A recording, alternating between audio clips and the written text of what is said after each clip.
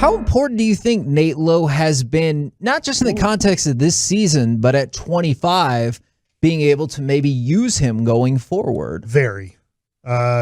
This was a guy who was considered a pretty good prospect for Tampa Bay. It just didn't work out. And it's not like, to your point, it's not 29 or 30. Nothing like against Garcia, but he is 28. Yeah. Right? I mean, there's not like, oh, man, what is he going to be when he gets to be 32? Like, I'm pretty sure, like, Garcia, like, you're like, hey, this is great. Now, can we just keep this level of play for the next 5 to 7 years? And for Nate Lowe, this is his first time to really take an opportunity and run with it. I think it helps. I mean, I hate saying this, but it helped that Guzman got hurt. Yeah. Because then it wasn't any type of like timeshare over there or what are we going to do? But he has been great protection for the most part behind Joey Gallo. For Joey Gallo to get hot and get going, guys had to hit in front of him and behind him, or you just move on. You don't give him anything to hit. Hope he chases. He gets frustrated.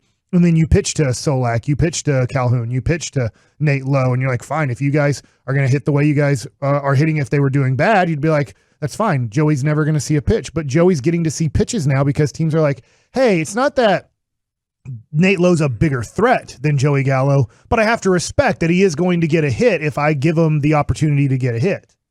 I know we're still really early in the season and the projections have changed, and some of this is based off of how hot he started the season at, but he's currently still projected at 30 home runs, 107 RBIs with a 289 batting average and an 859 OPS. Wow.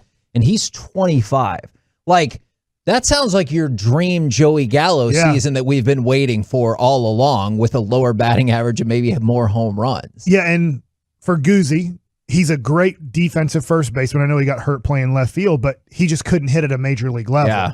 And so right now, it's still super early, to your point. Like, that's what he's projected to be. But if he can be around that and even take it down, let's say 5-10%, that's a really good first baseman in the major leagues. It's not like all-star, MVP category, but it's good. I mean, how far does he have to go to get there, though?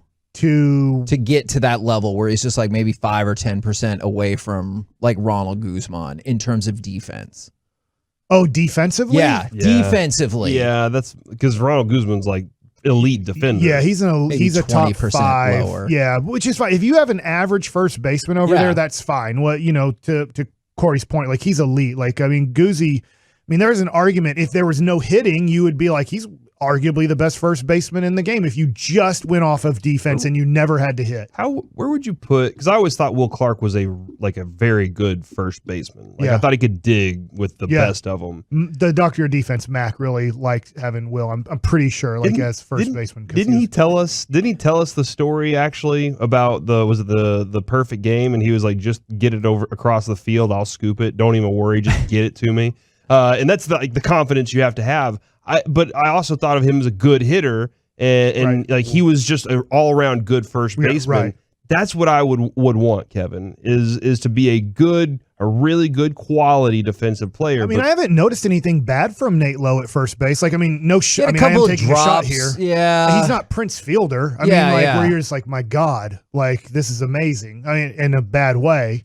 And nothing against Prince. He was a great hitter. The reason he was a major leaguer and an all-star is because of his hitting. Nothing for his defense. But when you look at Nate, I guess maybe I've just missed it. I felt like he's been okay at defense. No, he has been okay, but there was one play in particular, and I saw a fan mention another one that I was like, oh, crap, that is really, there really been a couple that have hurt cost you. Yeah. Yeah, but like, if you got let's say average at first base from him defensively, and these kind of offensive numbers, we would all be you're thrilled, set for the next 5 years. That's something where you don't have to worry about that position anymore. It's not your all-star position, but you have a solid contributor at first base offensively, and then hopefully defensively he's there for you. And then you have to worry about just the future of third base. It's like having Mark McGwire over there, just pound home runs and don't worry about your batting average, and also play decent defense. Well, is there anything else we would have to worry about with Mark McGwire? Bringing the game of baseball back to relevancy. As long as you don't get caught. I guess. That is a weird point, but I guess that is true.